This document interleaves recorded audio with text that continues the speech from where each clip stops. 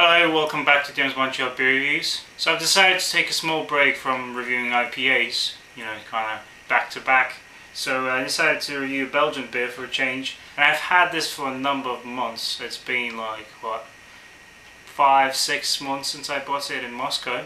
And I didn't have a chance to drink it there, so I brought it here to Canada. And finally, it's time to review it, I guess. It's the famous Delirium Nocturnum, and I've heard lots of things about it. I've been acquainted with the name for a number of years, probably ever since I started beer reviewing. I've had the regular Delirium Tremens now, which we get in Montreal as well. This one should be just as good, if not better. It's the darker brother, so it's a Belgian strong dark ale.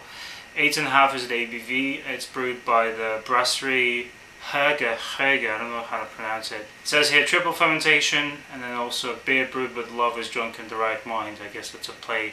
It's a pun with the whole Delirium stylistic, I guess. Really like the pink elephant. I also got the branded glass for Delirium Tremens back in May, so I'm gonna use that. It's gonna come in handy. So let's review it. Okay, so I'm back with a sort of proper pour. It's a very nice looking beer. So at first it appears to be deep brown, but then if you hold it to the light, it's got a nice, lovely ruby glow to it as well. It's not entirely opaque, but it's it's fairly cloudy, and you can see some chunks of, not chunks, but some yeast floating around. Very nice kind of mocha coloured head to it. Even though it smells like a typical Belgian strong dark ale, but it's got an interesting kind of grapey touch, maybe getting red grapes. Reminds me of a barley wine, but of course it's a very yeasty kind of slightly funky Belgian smell. Caramel. Some pretty apparent chocolate notes up front. So very malty, but then you get some fruits, maybe some cherries, plums, dates, stuff like that. Very appealing smell. So let's see what it tastes like. Cheers. Excellent. This is very, very tasty, guys. It's got an interesting twist. I'm not sure, maybe it's the bottle that could have gone a little bad, a little off. But I'm loving this. You get a very dark kind of malty taste up front, caramel. Then it becomes a slightly fruitier kind of thing, and then you get some tartness, some slight kind of subtle tartness. Again, reminds me of red grapes, not very sweet red grapes. Maybe sour cherries, stuff like that.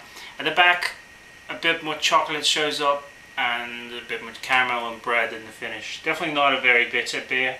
Can't taste much alcohol at all for an 8% beer, and even though I'm just starting to drink it, this is excellent.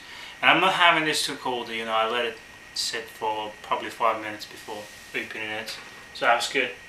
But it's just a very smooth texture, very tasty, very enjoyable beer. The Delirium Tremens was very good as well and had an interesting touch to it, but I think this is even better. But I really dig the tartness. I'm not sure if it's supposed to be that way. By the way, yeah, let me know in the comments if you've had it. Is it slightly tart, or is it just my bottle? But I'm really liking this. This doesn't taste off. It tastes really, really good. I'm going to be back in a few short moments. Alright, so you see, usually when I have a beer that's not sold in my area and I like it, I'm usually really impressed, and I say, that's a really nice beer. I wish it was sold in my area, but I don't really, I don't really worry about it too much, because, if something, I'll have it one day again, and probably enjoy it as much, or slightly less, I guess. Yeah, but with this beer, I'm really sad it's not available in my area, and I've never had it happen to me, but I really wish I had more right now, because, it took me a very, very short while to drink most of it. It's so drinkable and so smooth, and just goes down like a charm. And well, I guess I'll have to get more in Moscow when I go there soon, pretty soon. This bottle was kind of expensive, even though later I found it for cheaper price. This was like $6-7, but you know what, it's worth it. And you can get it for much cheaper, of course. I got it in the same place, I guess, where I got the glass. Just briefly gonna highlight the complexity of this beer. It's an interesting balance and combination between sweetness, malts, chocolate notes, caramel, and a nice kind of tart, fruity thing. Getting some apples, maybe plums, red grapes, as I've said, some dark fruit. Definitely not a one-dimensional beer, very complex. I probably can't even describe all the small tasty notes I'm getting, and other people might get different notes as well. The thing that makes it even better is that it's so smooth. I'm still not tasting much alcohol. I'm tasting just a bit, you know.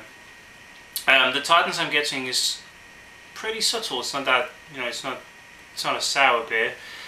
Again, I'm not sure if that's supposed to taste that way, but it's excellent the way it is right now. Yeah, I like this much better than the Delirium Tremens. I'm definitely giving this a 9 out of 10. I recommend it to anyone. If you live in the States, this should be pretty widely available. Unlike here in Montreal, where we only get regular Delirium Tremens, Americans usually get both or neither. So check it out. It should be that expensive. You can get it in a big bottle as well to share it with a friend or something.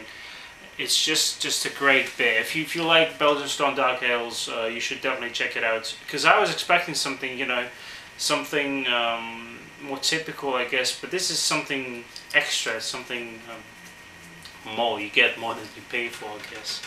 So 9 out of 10 for Delirium Nocturnum, an excellent world-class beer. I think it's just that it's an excellent, great beer, and I'm definitely having this again sometime. So. Stick to good beer, guys. See you next time. Thanks for joining me.